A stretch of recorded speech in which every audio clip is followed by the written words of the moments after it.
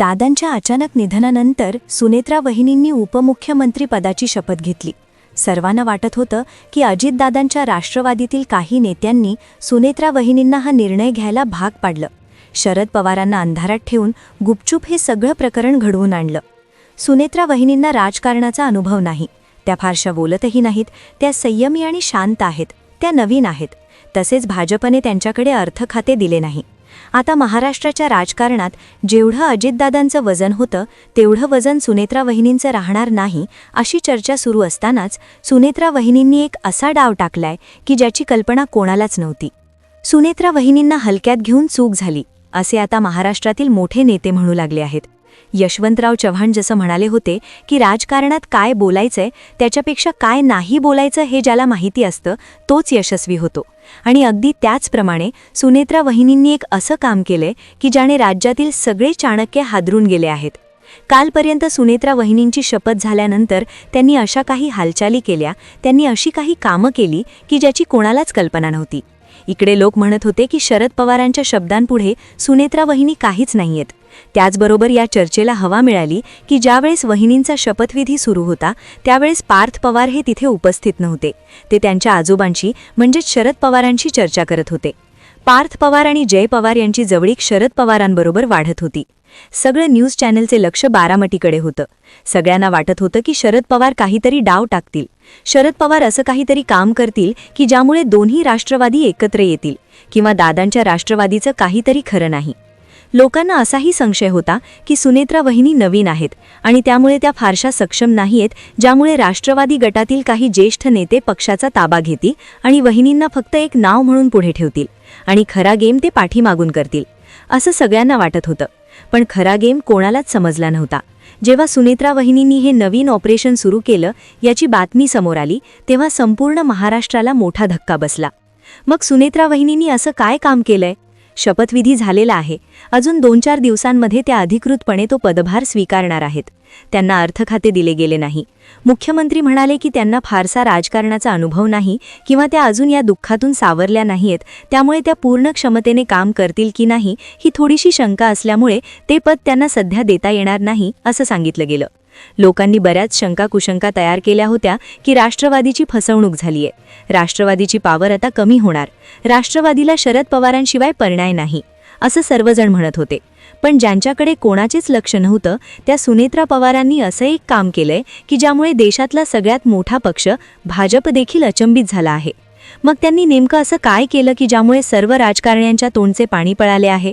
सुनेत्रा पवारांनी एका दगडात 2 पक्षी कसे काय मारले आहेत? चला जाणून घेऊया या संपूर्ण प्रकरणाचा सविस्तर रिपोर्ट. महाराष्ट्राच्या राजकारणातील हा अध्याय केवळ सत्ता संघर्षाचा नाही, तर तो एका शांत वाटणाऱ्या व्यक्तिमत्वाच्या प्रगल्भतेचा आहे. जेव्हा एखादा वटवृक्ष अचानक कोसळतो तेव्हा त्या काळोखात नवीन अंकुर फुटेल की नाही याची चिंता सर्वांनाच सतावत असते. राजकारणाच्या या विस्तीर्ण पटावर कधीकधी अशा घटना घडतात ज्यांची कल्पना मोठमोठ्या चाणक्यांनाही नसते. अजितदादांच्या आयुष्याचा तो रहस्यमयी शेवट आणि त्यानंतर महाराष्ट्राच्या राजकारणात उमटलेले पडसाद हा केवळ एका नेत्याचा प्रवास नाही, तर एका कुटुंबाच्या संघर्षाचीही महागाथा आहे. ज्या काळात संपूर्ण महाराष्ट्र शोकसागरात बुडालेला होता त्याचवेळी एका महिलेने साश्रू नयनांनी पण अत्यंत खंबीरपणे राजभवनाच्या पायऱ्या चढल्या. सुनेत्रा वहिनींच्या रूपाने राज्याला एक नवी उपमुख्यमंत्री मिळाली. पण हा प्रवास जितका सरळ दिसतो तितका तो नक्कीच नाही. अनेकांना वाटत होतं की ही केवळ एक कठपुतळी आहे, पण राजकारणात व्यक्तीच्या दिसण्यापेक्षा तिची जाणीव महत्त्वाची असते. कोणालाही हलक्यात घेऊ नका हे सूत्र आज सुनेत्रा वहिनींच्या बाबतीत लागू होतं. इतिहास साक्षी आहे, ज्यांची हेटाळणी केली जाते तेच पुढे इतिहास घडवतात. वहिनींनी आजवर नेहमीच अलिप्त राहणे पसंत केले होते, परंतु याचा अर्थ असा नाही की त्यांना या क्षेत्रातील बारकावे माहिती नाहीत. यशवंतराव चव्हाणांचा तो कानमंत्र की राजकारणात अनावश्यक बोलण्यापेक्षा शांत राहणे जास्त फायदेशीर असतं हा सुनेत्रा वहिनींच्या कार्यपद्धतीत स्पष्टपणे दिसून येतो. सुप्रियाताईंच्या आक्रमक आणि कधीकधी वादग्रस्त ठरू शकणाऱ्या शैलीपेक्षा सुनेत्रा वहिनींची मौन आणि कृती ही शैली आजच्या परिस्थितीत जास्त प्रभावी ठरताना दिसत आहे. त्या ऐतिहासिक शपथविधीच्या दिवशी वातावरण प्रचंड ताणलेलं होतं. एका बाजूला सुनेत्रा वहिनी शपथ घेत होत्या तर दुसरीकडे बारामतीत वेगळ्याच हालचाली सुरू होत्या. पार्थ पवार आणि जय पवार हे राजभवनावर उपस्थित नव्हते. ते त्यांच्या आजोबांशी म्हणजेच शरद पवारांशी चर्चा करत होते. ही बातमी वाऱ्यासारखी पसरली आणि चर्चेला उधाण आलं की पवार कुटुंबातील तरुण पिढी आता शरद पवारांच्या सावलीत परतती आहे का? राजकीय विश्लेषक असा अंदाज बांधत होते की शरद पवार आता एक असा डाव टाकतील ज्यामुळे दोन्ही राष्ट्रवादी एकत्र येतील किंवा अजितदादांचा गट कमकुवत होईल. पण कोणालाच कल्पना नव्हती की वहिनीच्या डोक्यात काय सुरू आहे. खरं तर शपथ होण्याच्या आधी घडलेल्या घडामोडीत लोकांना दिसत होत्या. पण जेव्हा सुनेत्रा वहिनींनी शपथ घेतल्यानंतर अवघ्या काही तासांतच कामाला सुरुवात केली. पण हे काम सरकारी फायलींवर सह्या करण्याचं नव्हतं. त्या पडद्यामागून काहीतरी वेगळंच शिजवत होत्या. मुख्यमंत्री आणि सत्ताधारी पक्षाने त्यांना अर्थ खाते नाकारून त्यांना प्रशासकीय अनुभवावरून डिवचलं होतं.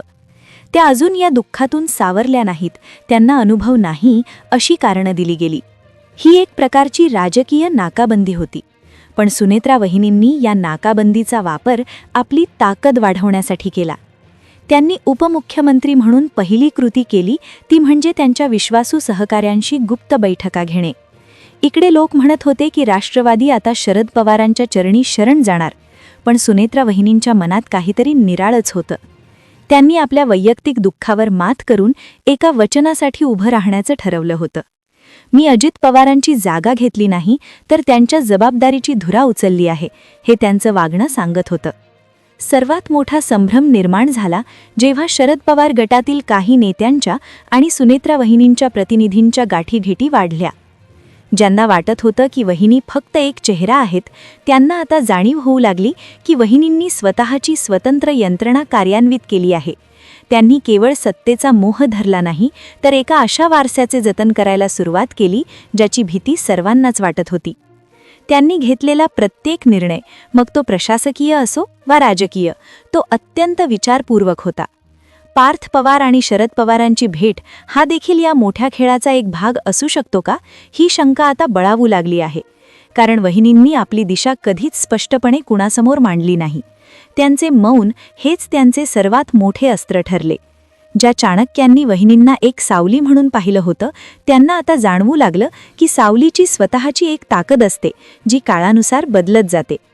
अजितदादांच्या पश्चात निर्माण झालेली ही पोकळी सुनेत्रा वहिनींनी ज्या पद्धतीने भरून काढायला सुरुवात केली आहे ते पाहता राजकीय वर्तुळात एकच खळबळ माजली आहे.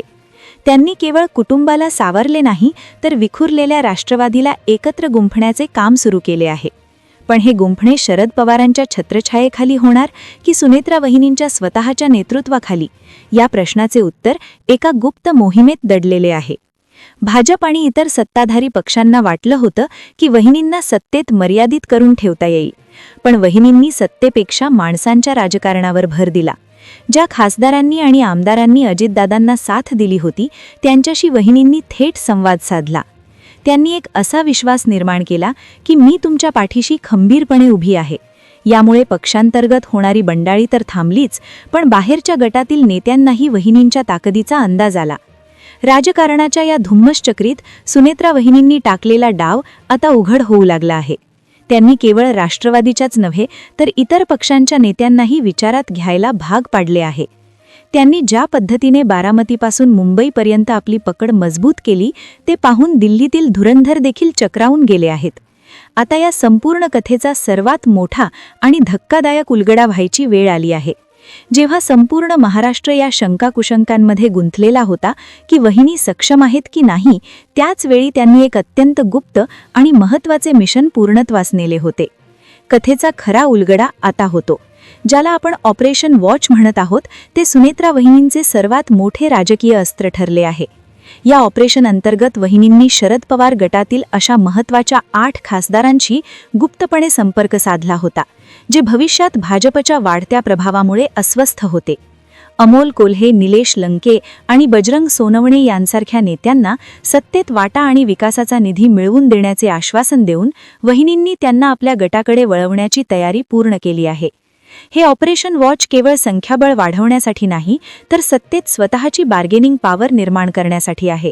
जेव्हा अजित पवार शरद पवारांची चर्चा करत होते ती जवळीक नसून एक राजकीय समन्वय साधण्याचा प्रयत्न होता, जेणेकरून वहिनींचे नेतृत्व सर्वांना मान्य होईल. सुनेत्रा वहिनींनी एकाच दगडात 2 पक्षी मारले आहेत. पक्षांतर्गत विरोधकांना शांत केले आणि भाजपला हे दाखवून दिले की त्यांच्याशिवाय महाराष्ट्राचे गणित पूर्ण होऊ शकत नाही. या एका चालीमुळे राज्यातील सर्व चाणक्यांचा तोंडचे पाणी पळाले आहे. सुनेत्रा वहिनींनी सिद्ध केले आहे की अनुभव नसणे हा कमकुवतपणा नसून ती एक अनप्रेडिक्टेबल ताकद आहे.